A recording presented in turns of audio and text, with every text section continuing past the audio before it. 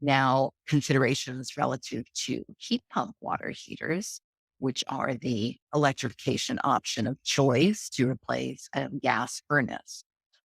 Can it fit where the existing water heater is?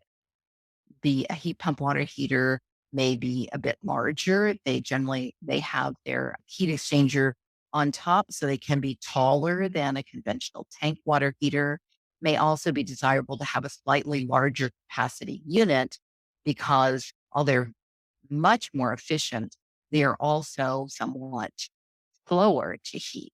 So, example, if somebody's got, say, a 50-gallon tank, maybe you'll want to recommend a 60, 65-gallon tank. So you want to understand that space. And then the big factor is heat pump water heaters don't heat by providing a flame. What they do is they take heat from the surrounding airspace and use a refrigerant technology to transfer that heat to water, basically the way a refrigerator works in reverse. And so they need adequate airspace around them to do that effectively. And I've shown in the red box that's generally about 700 to 800 cubic feet. It does vary by model. So if there is a constraint in terms of that available airspace, you're going to want to consider other options. Look for models that might have a somewhat different, somewhat smaller airspace requirement. Is there an opportunity to make the space larger or find a different space?